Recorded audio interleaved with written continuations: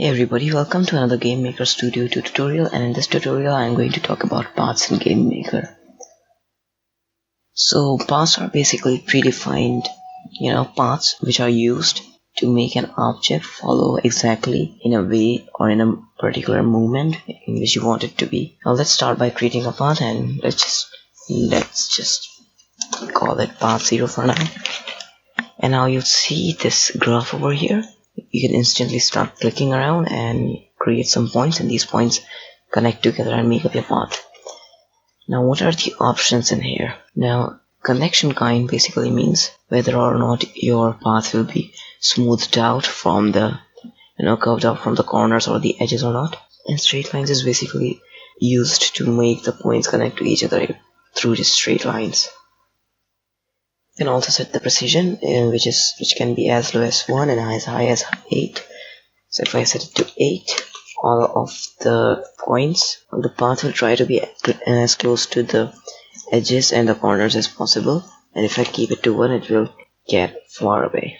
And then setting the path to close will just result in the end point and the starting point connected together. And now this table in here, it's basically a table which contains the x and y coordinates of the points and the speed which will take the object to move between those points. And this option is used to shift the path a little bit by increments, and if you keep the path close,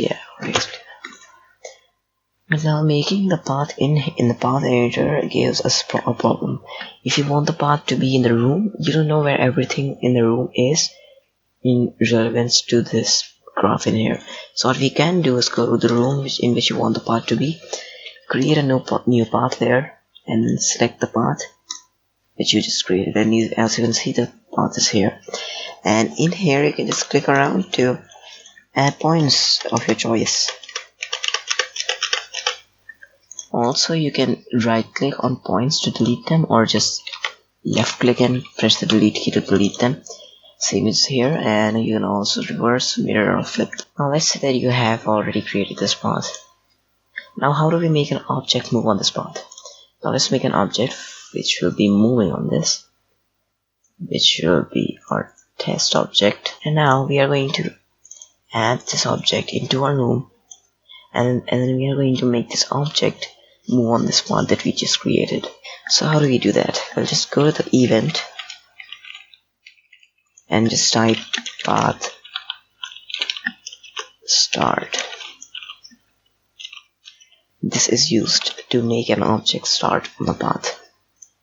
First thing that you need to enter is the name of the path which you want to start, which will be path 0 in this case, the speed by which you want it to travel measured in pixels, and then the end action, which is going to be path action, and one of these: path action, continue, restart, reverse, or stop.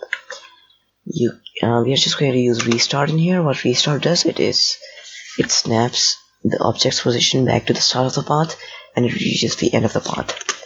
And the last thing we need to say here is whether or not the path is going to be absolute or not. Now what does it mean whether it's going to be absolute or not?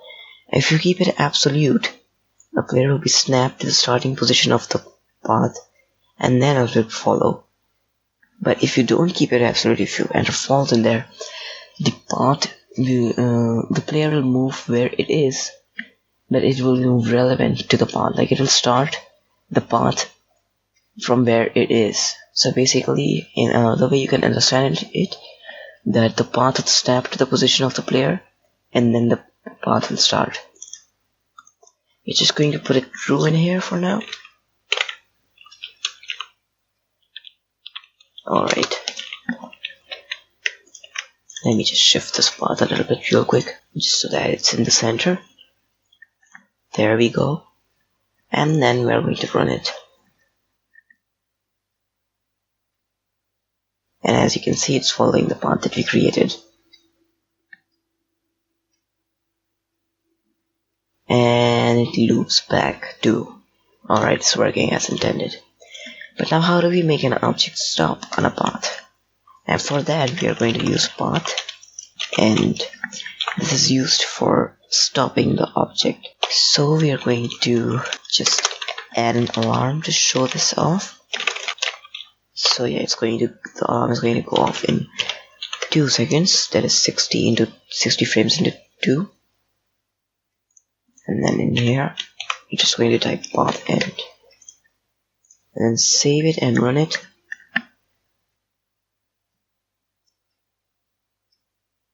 And as you can see, after 2 seconds the player stopped automatically. So yeah, that's it for the basics of paths in Gamemaker, and in my next video I'm going to talk about how to create paths completely through code, and we are going to make a small little project in which you can move the player and an enemy is going to follow wherever the player goes. So yeah, thank you for watching my little video, and if this was helpful, please like and subscribe to me. See you later.